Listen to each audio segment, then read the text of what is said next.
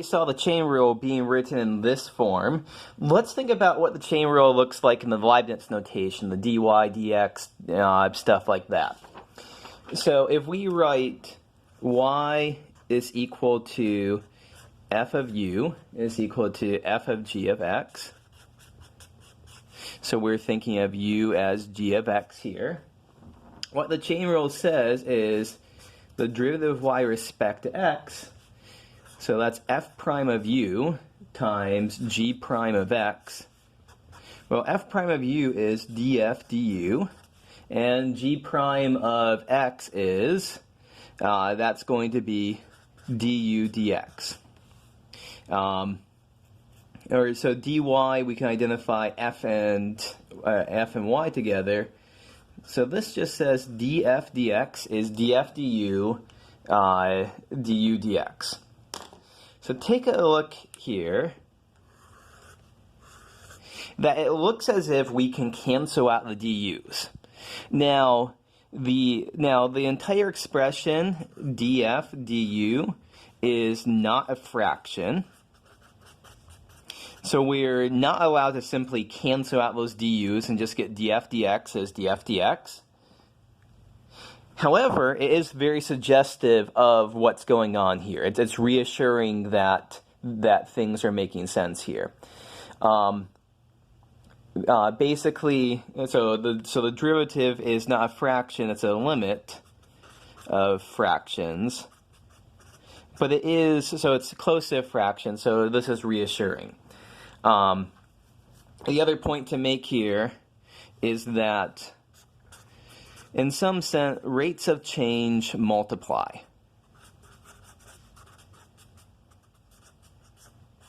So, if you have a rate of change for du dx and a rate of change for df du, how does the overall rate of change work? You multiply those two resulting changes together. So, that's an important thing to realize. Perhaps, I think that's a good point to make there. Let me do a physical example using this, so to riff off of that. So suppose that we thought about we have the following going on here. So we have a spherical balloon. And so I tell you that the radius r is increasing at a rate of 3 centimeters per second. And so here's the question is, at what rate is the volume of the balloon increasing when the radius is 10 centimeters? So what do we know here? So first off, how does volume relate to the radius? So the volume of a sphere is 4/3 pi r cubed. And so we want to, before we do anything else, let's differentiate dv dr is, so we take the derivative here, so that 3 comes down, 4/3 pi times 3r squared simplifies down to 4 pi r squared. So right now we've got dv dr, so we'll want that. But really, what is this question asking? This is, at what rate is the volume of the balloon increasing? This isn't really that rate in there. That's not a rate with respect to the radius. That's a rate with respect to time. What we're really being asked for in the question is dv dt. And so we use the sort of thing that we just did to say, well, dv dt is dv dr times dr dt. So this is, so all of these are rates of change. Rate of change of volume with respect to time. dv dr is the rate of change of volume with respect to the radius. And dr dt, that's the rate of change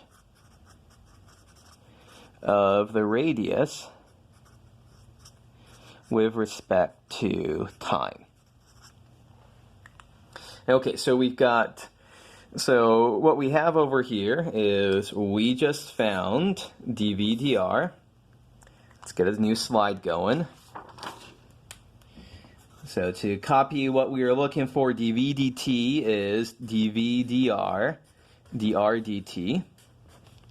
We know that dv dr is 4 pi r squared times, what is dr dt? Well, that was a constant that's given to us here. It's increasing at 3 centimeters per second. So 3 centimeters per second. And then we said, at what rate is the volume of balloon increasing when the radius is 10 centimeters? So we can plug in 4 pi times 10 centimeters squared times 3 centimeters per second. And so crunching all of this together, 3 times 10 squared times 4, that looks like 1200 pi centimeter squared times centimeter cubed per second. And so there is our answer for the rate of change here of volume with respect to time at 10 centimeters. Now, note here that our final answer, dv dt, it was, not our final answer, but we go back a couple of steps. Note that dv dt is dependent on r. So once again, we see that, I think we saw this back in section 3.4 or thereabouts. If the radius is increasing at a constant rate of 3 centimeters per second there, the volume is going to be increasing faster and faster and faster the bigger the radius is. That's an interesting thing to think about there.